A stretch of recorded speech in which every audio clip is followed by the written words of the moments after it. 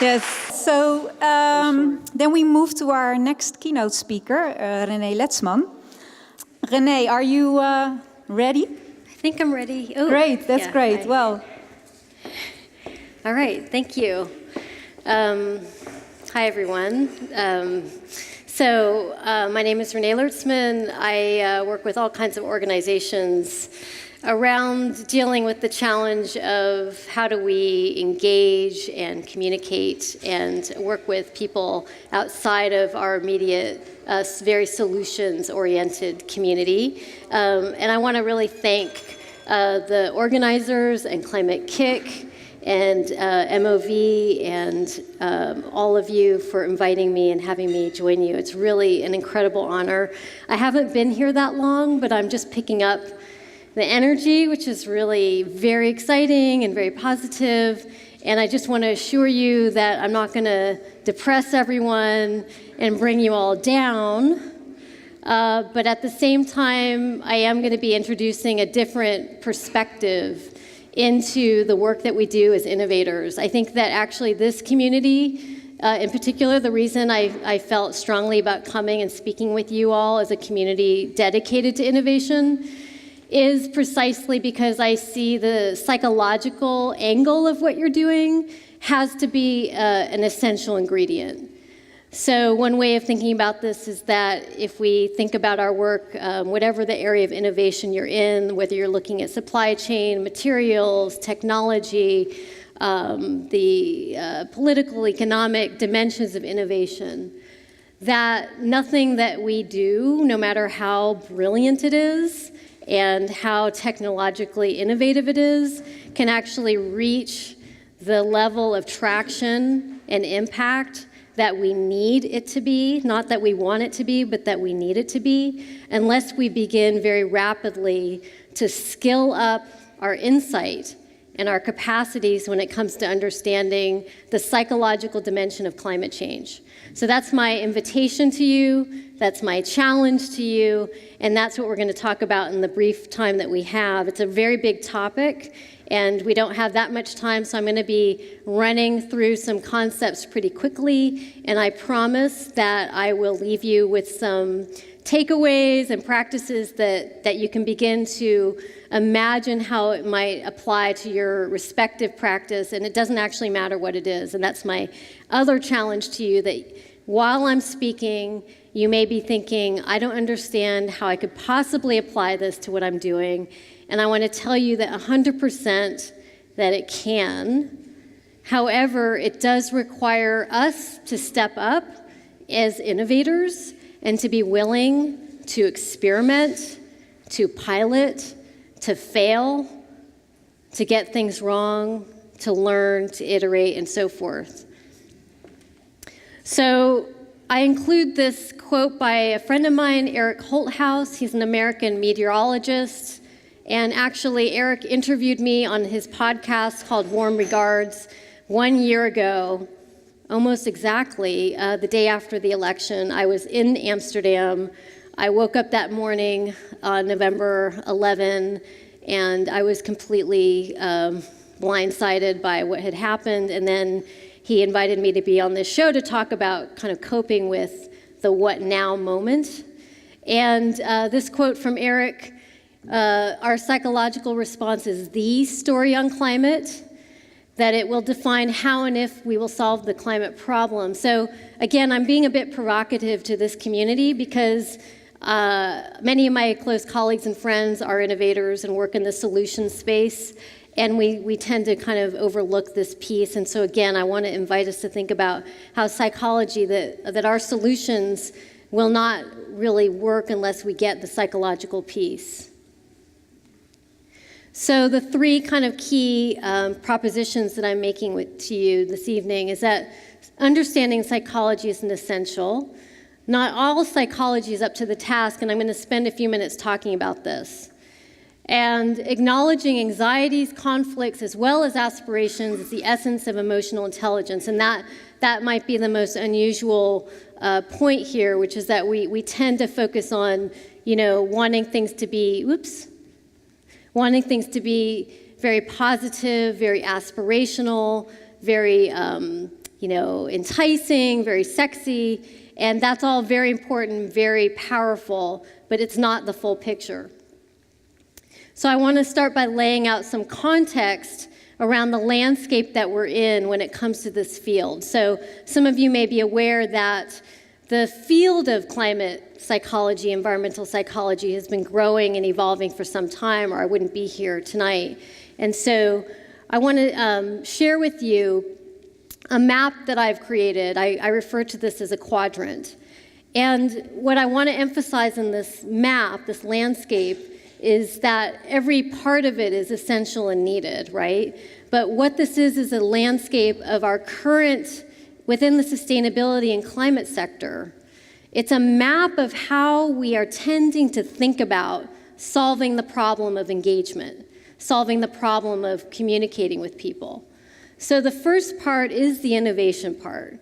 So this is the design thinking, the design science, the recognition that we have enormous capacity to innovate, to disrupt markets, to solve these problems through applying design thinking and systems thinking.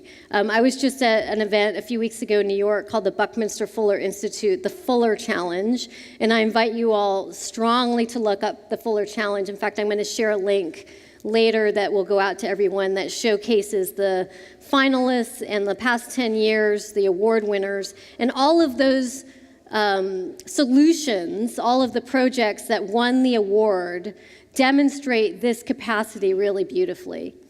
The second part of the quadrant is the behavioral economic part. And so again, a lot of us, we tend to assume, okay, she's talking about psychology, she must be a behavioral psychologist, she must be a behavioral scientist, and I've read Nudge or whatever the book might be, and it's assumed that that's the whole of the field. And so what I'm pointing out here is that, in fact, the behavioral economic orientation is one part of the picture. It's not the full picture. It's very powerful. It's the nudging, it's the incentivizing, it's the recognition that humans were designed to respond to stimulus, reward kind of thing. And so there's this enormous field that's really mining that and leveraging that as much as we possibly can and we need to. But it's one part of the picture, and the main thinking, so the design innovation is how do we design a better world? This part of the quadrant is how do we get X to do Y? How do we overcome the barriers? How do we deal with the levers? How do we, it uses that kind of language about motivating and about incentivizing.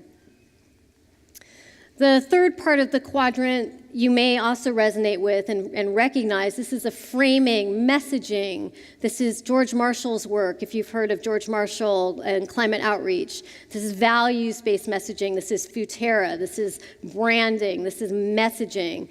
This is about how you wrap all the amazing innovations that you all are doing and that you're probably wrestling with. Okay, how do I frame this? Do I put this in terms of health? Do I frame this in terms of well-being? Do I frame it in terms of your family, your children, you're a mom, your community, your tribe, your place, the Netherlands? This is your opportunity as a country. All of these are ways of framing and packaging up the message and tapping into those aspirations. And again, I'm pointing out that this is one part of the picture and that it's a very powerful part and we need all of this. But it's not the full part of the spectrum. And you're probably guessing I'm leading into this part, which is the emotional, the affective, the desire. And the reason that there's an icon there of conversation is that, in fact, we process information. We process challenging, complex, nuanced information most effectively through interaction and through conversation, right? But this is the piece here that I'm going to spend the most time talking with you about because it's the hidden piece. It's the piece that we, as solutions-driven problem solvers, innovators, want to either skip over or we assume that all we need to do here is to be positive, that we just need to be really enticing, really sexy, really positive, and that will achieve the results that we need. So the problem with that thinking that we need to be really aspirational, and I'm not downplaying the power of being aspirational, but the problem is that we're not really dealing with conflict. So I want to just pause here for a moment and just do a level set that when we're talking about climate change, when we're talking about really what climate change is about, why it's happening, what the implications are, we're really getting into the material of what it means to be a human for those in industrialized societies, right? So we're all embedded in this industrialized context where for a number of generations, people have formed their beings in relationship with the very practices that we're now learning are damaging and creating, I would say, on some level, unfathomable consequences. I'm not saying that we can't imagine those things, because we can, but that for a lot of people, it's really hard to grasp. So I think it's incredibly important that we just allow ourselves to kind of ground in this recognition that no matter how positive and solution-oriented we are, we're still dealing with conflict. And what those conflicts are going to vary depending on who your stakeholders are, who your audience is, what community you're trying to work with, that there is conflict that comes up. And what happens when we have conflict that we don't quite know what to do with, that feels irreconcilable, is often as humans we use psychological strategies for managing this. And in psychology, they're known as defense mechanisms. Okay, we all do it. We do it not only as individuals, but we do it socially all the time. We're constantly kind of confirming with each other what's okay to talk about and what's not okay to talk about. How do we manage anxieties in a number of organizational settings? I'm guessing that you can relate that anxiety is not unfamiliar to you. If you're in an organization that's working to achieve results to deal with climate change, you know what I'm talking about. I'm talking about the kind of anxieties where people just feel kind of overwhelmed and unclear what to do. So denial is a common response. Disavowal is also very common.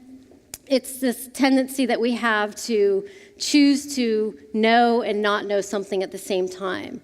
So it's a really important distinction from denial.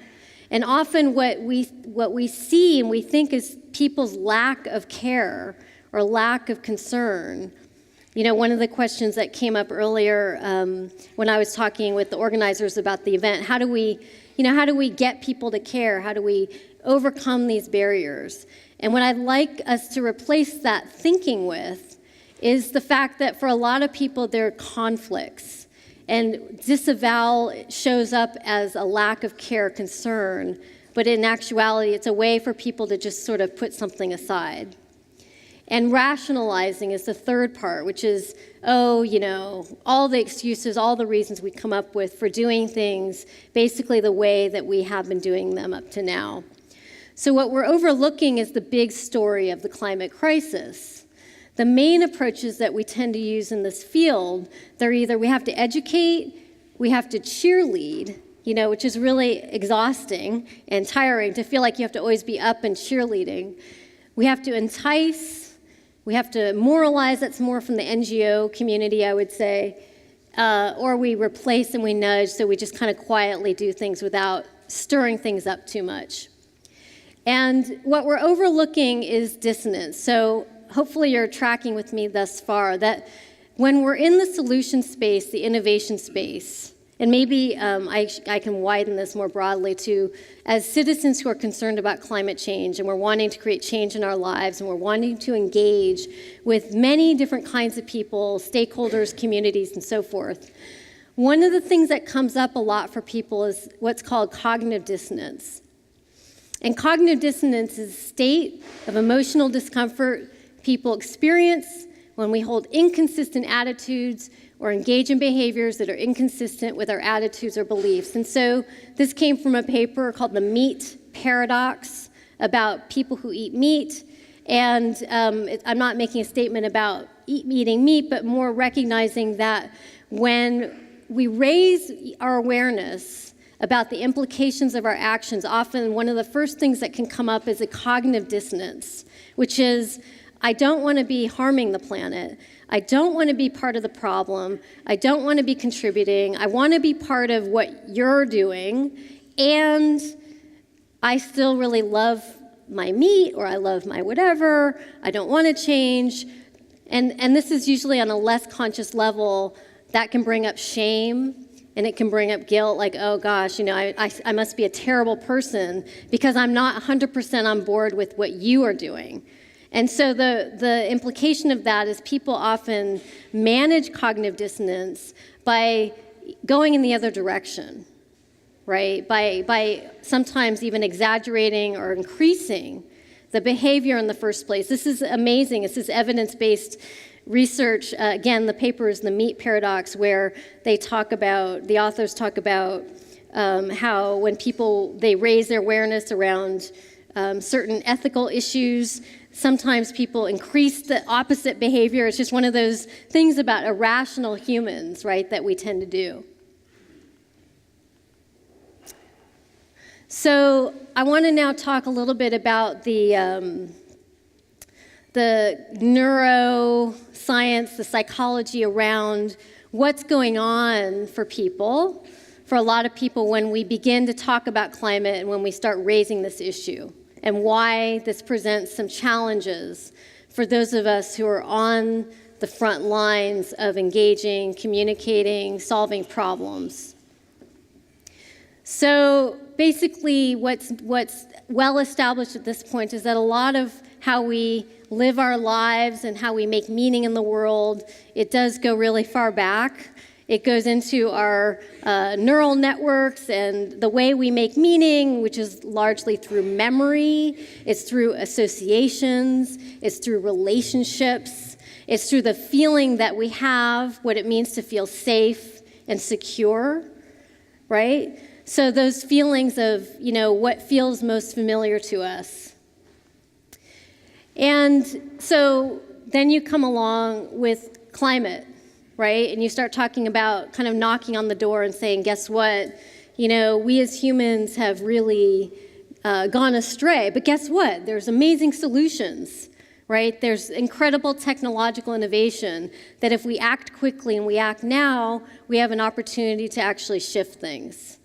And the thing is that it's not quite that simple from a psychological point of view, right? Because what we're sort of bypassing there is the moment that requires, and I would argue that on some level as a society, we do need to have a moment of reckoning. And some of you may disagree, but I think we have to have a moment of reckoning, which we can only do when we all decide that it's okay to actually talk about the fact that it's not that humans are terrible or wrong, but that this is an opportunity for us to learn and evolve and innovate, right?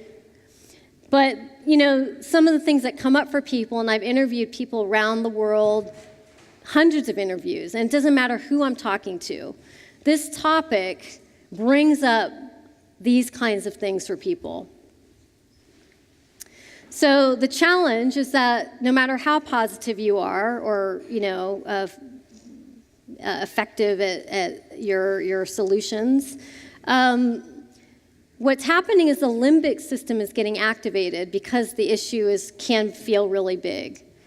And when the limbic system is activated, it impairs our cognitive capacity to engage in foresight and strategic thinking and complex thinking and systems thinking and all of the capacities that are urgently needed right now. So Ramachandran is a neuroscientist who wrote a book called Phantoms in the Brain. And this quote really jumped out at me, and I thought, if there's one thing that folks working in the climate change movement and sustainability, if you just take this one thing and let it filter through your work and your mind, it has the potential to hopefully help us rethink the way we communicate and understand the psychology. So it's not about not caring. It's not about people just being, lame. I'm not saying there isn't that too, but I'm saying that largely it's more complicated. When confronted with new information that doesn't fit the model, and the model here means kind of, again, like how we're used to normal reality to be, we rely on defense mechanisms to deny, repress, or confabulate anything to preserve the status quo. Does that sound familiar, right? Does that sound like something that we've encountered when it comes to climate response? Deny, repress, confabulate. This is a complicated sentence, so I'm just going to paraphrase this to say, when we learn new information in that moment, even on an unconscious level, we might have a twinge of guilt or fear or anxiety. It's hard for me to understand and even remember and process what you're saying. So think about that. Think about all the knowledge and expertise and intelligence and insight and wisdom that is in this room right now, which is tremendous. Just think about just in this room. And consider that if in your efforts to engage and communicate with people, a stakeholder, a client, government, agency, politician, if there's a twinge of something, they are going to really struggle to learn and take in all of the brilliance that you have to offer. And I don't want that to be happening. I want you to be effective. I want you to be connecting with people. I want people to hear and take in and agree to work with you as partners and collaborators and to say, let's go. So I'm now going to move into a bit of the how. How are we doing on time? Okay. So I came up with something called the 3 A's. And this is anxiety, ambivalence, and aspiration, okay? So I'm going to run through this pretty quickly. So the point of understanding and highlighting anxiety, ambivalence, and aspiration is this, that if we have the ability to listen and acknowledge in our messaging, in our communications, people's anxieties and the ambivalence, we are far more effective at getting to the aspiration. So most of us want to hang out and spend time here, right? This is the message. We want to bring people into this. But when we leave out whatever those anxieties and ambivalence and conflicts are, people are going to find it really hard to join you. So what I'm getting at here is that in our practice, what we can experiment with doing is learning how to listen and empathize and pay more attention to what's actually going on with people. And that means listening. It means learning how to pay attention more to what people are saying. This is just a sample of a training I developed for people working in the energy sector. I've developed this kind of conversations approach, which is based on motivational interviewing, psychosocial approaches. It's basically, as a colleague of mine in the UK, Rosemary Randall, calls this counseling light for sustainability. And it's about shifting away from the tendency we have to tell people why this is right. But this is right. We have to do this. This is, whether it's compost or supply chain, whatever, this is right. And what happens is that we tend to alienate the people that we're trying to talk to. We also often fall into a cheerleading mode, right? Which is that we have to make it sexy and exciting. And again, this isn't necessarily the most, authentic way of engaging and connecting with people. In fact, if I'm honest, I think this reflects more about our own anxieties, our own sense of urgency, our own sense of pressure that we then actually kind of unintentionally put onto others, and then they're dealing with our stuff. When someone comes at you and they're talking at you, you're dealing with the feeling and the impact of that, and how do you get out of that? How do you get out of the situation? And I want to have compassion for the fact that we all feel this way. We want to do this, but it's not that effective. And so where we're going here is the opportunity to think about our work more as engaging and more as guiding. And one of the resources I draw on from this is something called motivational interviewing in the US. It's a treasure trove of tools and resources. So much of my practice is I take some good stuff from motivational interviewing, which was a clinical practice around public health, clinicians talking to patients about diet and addiction and food. And I'm trying to apply this and actively applying it to climate, energy, transportation, waste management, water, and so forth. So, it would be helpful to have a time check. I think about 5 minutes. 5 minutes? Okay. Okay. So I'm gonna send this link out to you all. It's a video that was designed for high school students, how to have a climate conversation with their parents. And it's part of a funded study by Skoll Global Threats Fund.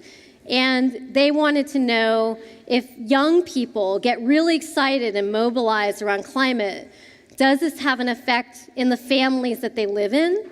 So we designed a training that was developed around the US, delivered around the US to high school students that gives them this really brief, there was 2 versions, a live version that took place over several meetings, and then this digital version, which is a 3-minute video that talks about, just gives a little tutorial about how to have a climate conversation. And it's all about listening, basically. It's all about how to listen, how to show that you're really hearing the other person as opposed to bombarding them. It's really funny, it's really cute. So we'll send this link out to you all. And the other thing I was going to show, which I'll summarize, is a script that was developed for Republicans in the US on climate change. And it was based on in-depth interviews with Republicans around the US. And what we experimented with here is we developed a script that really acknowledged all those A's. Like, you must be feeling overwhelmed, you must be feeling angry and pissed off with Al Gore for being a hypocrite, and you must feel this and must feel that. And then she moves into, what if you were to learn we can solve this problem on your own terms, that this is an opportunity for innovation, hard work, blah, blah, blah. And it was just an incredibly powerful, successful script. So again, I'm trying to disrupt. This is a bit of a disruption, intervention thing going on here. That we assume that people don't care and that they're actively refuting facts. And often what is likely is that people are experiencing profound conflicts, that people feel vulnerable, they feel unprotected. The strategy is messaging that acknowledges anxieties, conflicts, and connects with values. So I promised 5 practices, so I'm going to include the 5 practices before we close and we have time for some questions. Listening to your audience is number 1. So empathy, all of that we talk about, it's really hard to do. It's really, really hard. So do what you can to raise your capacity. Invest in capacity building around listening and empathy. What are your people's anxieties? What are their ambivalences? Number 2, acknowledge tensions as an innovator. Acknowledge the tension that we're standing in right now, which is that we have to fail in order to be effective. Yet the stakes are very high. So how many of us feel like we're in a double bind, where we're kind of caught between a rock and a hard place? How can we acknowledge these tensions in our own field? 3, partner with psychologists, and I don't mean just me. I mean people in our communities as well as me if you want, but the point here is that we have incredible resources that we can be tapping into, people who understand people. Why not bring them in your team? Why not create design teams that have all the expertise, including the psychological? Experiment with empathy. So how can you practice in the way you design your messaging? Acknowledge the anxiety right off the bat. I know you probably think this is going to cost you way too much. I'm sure you're worried about, whether customers really want this or not. I'm sure you're wondering what's going to happen if X, Y, or Z. Instead of trying to skip that, you want to really acknowledge it as head-on as possible, gain that trust before you move to all the benefits of what you have to offer. And finally, work with your own experience. As innovators, how can you create a culture of transparency, allowing for experimentation and failure? So in other words, it's kind of an inside-outside thing. Like, we're only as effective in the world as we are in our own selves. We can't really get around it. So this is an opportunity for us all to be practicing. How can we spark climate conversations based on listening and collective kind of problem solving?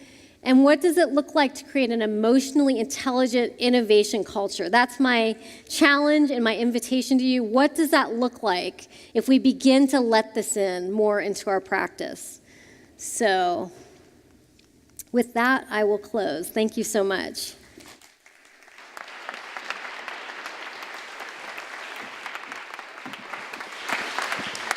Thank you so much, Renee. We want to know more, of course. Hang out for a few questions? Yes. Okay, so if cool. you can stay here, Sure. because I'm sure there are a lot of questions in the audience. Renee will be, of course, also with us during dinner, but I can imagine there are some questions. Who wants to go first? That's okay. No. There I see a hand. Hi there, thank you for your great presentation. A lot of new things for me. My name is Dylan, by the way. I was just wondering, to me this sounds like a lot is based on the individual acknowledging people's anxieties, really have one-to-one conversations or to a group. How does this work on a bigger level, on Thank macro you. level? That is the perfect question.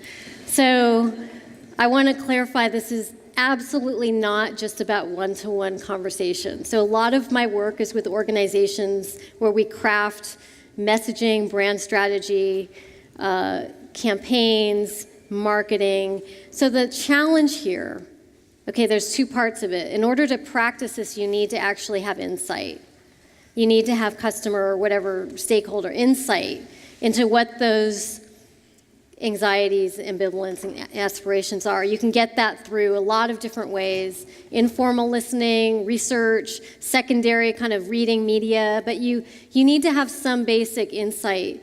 And the task here is that we're we're simulating conversation style, empathy style, even if it's at scale, even if it's a digital strategy. So I'm working with a company right now that's all about shifting people to eat less meat and more plants, right? So from the very beginning, the brand strategy had encoded into it a core personality of empathy, that we are not just an educator, we're actually a guide, we are a friend, we're down to earth, we're trustworthy, and then from there, everything is through that filter. So every aspect of the brand and the project goes through, are we allowing people the opportunity to feel empowered? Are we allowing people the opportunity to be real and vulnerable and talk about how hard it is to shift from eating meat to eating plants? Can we provide resources that support you to have conversations with your family about how you're eating so that people don't just attack you and, bombard you? So I'm really glad you asked that, because yes, this is beautiful in small groups, in organizational settings. Small group is the perfect thing, but what I'm asking us to do is to apply this across all communications. Okay.